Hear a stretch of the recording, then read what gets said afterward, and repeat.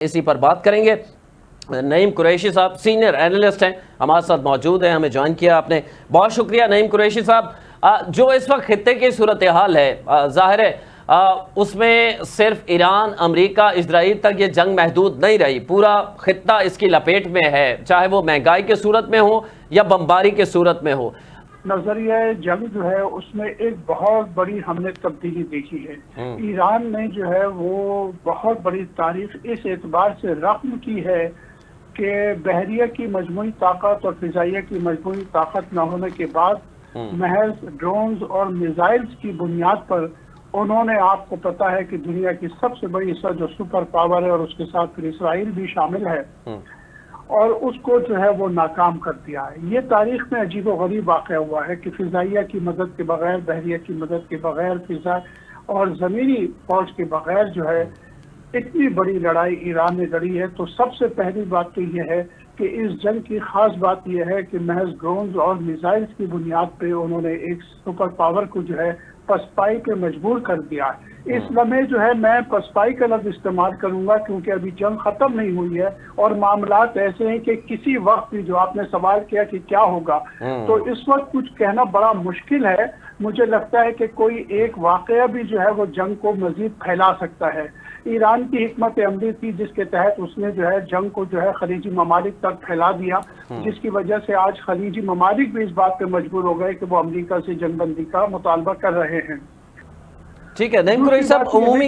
عمومی طور پہ دیکھا جاتا ہے کہ جب آپ کسی جنگ کا آغاز کرتے ہیں، ظاہر ہے اسرائیل اور امریکہ کی جانب سے اس جنگ کا آغاز کیا گیا ہے، باقاعدہ پہلا حملہ انہی کی طرف سے کیا گیا ہے، تو ایک حکمت عملی کے تحت سارا کچھ کیا جاتا ہے، لیکن اس جنگ میں بظاہر ایسا لگتا ہے کہ مس کیلکولیٹ کیا ہے امریکہ نے ایران کو۔ شاید عراق یا لیبیا سمجھ لیا تھا یا وینزویلا سمجھ لیا تھا کہ ایک شخص کو ایلیمینیٹ کر کے، شہید کر کے شاید وہ اپنے مقاصد پا لیں گے۔ یہاں صورتحال یکسر مختلف ہے۔ 9 کروڑ سے زائد کی آبادی کا یہ ملک ہے اور اس کی ملک کی اکثریت جو ہے 80% سے ابو لوگ ابھی بھی اسی رجیم، اسی حکومت، اسی قیادت کے ساتھ کھڑے ہیں، اور خاص کر خامنئی صاحب کی شہادت کے بعد ان کے غم و غصے میں مزید شدت آ گئی ہے۔ تو پھر رجیم چینج جب نہیں ہو پائے گی تو کس نے ٹرمپ کو یا نیتن یاہو کو دھکا دیا؟ دوسری بات یہ ہے کہ ان کا خیال یہ تھا کہ اگر یہ رجیم چینج کر دیں گے، رجیم چینج سے مراد کیا تھی؟ رجیم چینج سے مراد یہی تھی کہ جو اصل آیت اللہ خامنئی تھے ان کو ایلیمینیٹ کیا جائے، اور ان کے ساتھ بہت سارے لیڈر جو ہیں وہ بھی مارے گئے۔ لیکن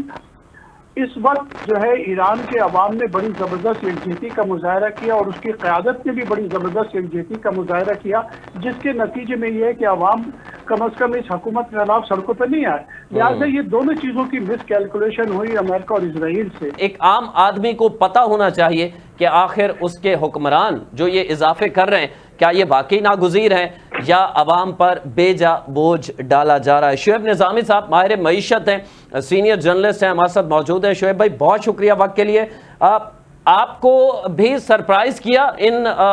تیل کی قیمتوں میں 55 روپے اضافہ، یا آپ کو لگ رہا تھا کہ یہ سب کچھ ہوگا؟ ہوا ہے پاکستانی عوام کے اوپر، وہ ٹائمنگ بڑی خوفناک اور خطرناک ہے، کہ ایک تو رمضان کا مہینہ ہے، اس کے ایکسپینڈیچر ہے، پھر عید کا مہینہ ہے، اس کے ساتھ ساتھ سب سے بڑی چیز ہے یہ پاکستان کے نئے تعلیمی سال کا بھی مہینہ ہے۔ اس میں جو ہے والدین کو تین جگہوں کے اوپر جو ہے وہ ایکسپینڈیچر کرنے پڑ رہے ہیں، اور چونکہ یہ جو اسکول کے ایکسپینڈیچر ہوتے ہیں اس میں اینول فیس ہوتی ہے، یونیفارم ہوتے ہیں، نئی کتابیں ہوتی ہیں اور نئے ایڈمیشن ہوتے ہیں، تو یہ والدین کے لیے اتنی بڑی مشکل ہے اس رمضان کے اندر، کیونکہ رمضان بھی عید بھی ہے، اور اس لیے ہم نے یہ دیکھا کہ جہاں ہم لوگ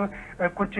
فلنتھراپی کا کام کرتے ہیں اور وہاں پر جب بات چیت ہوتی ہے تو والدین جو ہے وہ راشن کے بجائے اس بات کو پریفر کر رہے ہیں کہ جو لوگ زکوٰۃ دے رہے ہیں وہ ان کے بچوں کی فیس دے دیں اینول، یا ان کے یونیفارم کے لیے کچھ کمٹمنٹ کر لیں، یا ان کو جو ہے وہ کچھ کتابوں کے اندر جو ہے وہ کچھ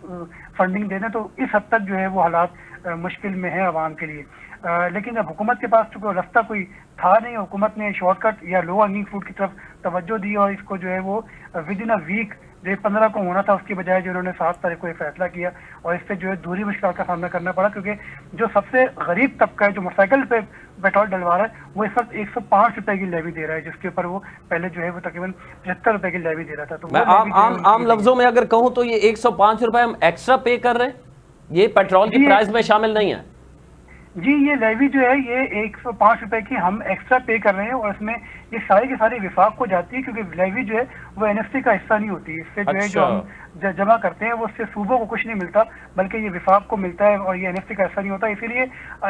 IMF کا جو ہدف تھا وہ FBI کا وہ پورا بھی نہیں ہو پاتا، کیونکہ یہ GST ہو تو IMF یہ تقریباً 1500 ارب روپے بنتے ہیں، تو جبکہ ہمارا شارٹ فال جو ہے وہ تقریباً 300 سے 400 ارب روپے بنتا ہے، تو وہ آرام سے پورا ہوتا ہے. لیکن جیسے ہی پھر یہ NFC میں صوبوں کو چلا جائے گا تو وفاق کے پاس جو ہے وہ بہت بڑا ایک قرضوں کا بوجھ ہے اتارنے کے لیے. اس کا سب سے آسان حل یہی ہے کہ وفاق جو ہے اپنے قرضوں کو اتارنے کے لیے، اپنی ضروری اخراجات کو پورا کرنے کے لیے لیوی کا سہارا لے کے ایک اچھی جو ہے وہ نان ٹیکس ریونیو حاصل کر رہا ہوتا ہے. حکومت نے جو اعلان کیا سادگی کے حوالے سے امپلیمنٹ ہوتا ہوا دیکھ رہے ہیں؟ ماضی میں بھی اس قسم کے اعلانات تو ہوتے رہتے ہیں سادگی کے.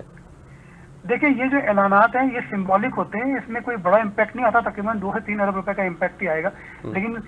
سمبولک اس لیے آپ سے ہوتا ہے کہ کم از کم جو ہے وہ آپ کسی حد تک ان چیزوں کو کنٹرول کر سکیں. لیکن مسئلہ یہ ہے کہ ابھی بھی نا پاکستان میں دیکھنا یہ کہ بیوروکریسی کس حد تک جو ہے سادگیاں بناتی ہے.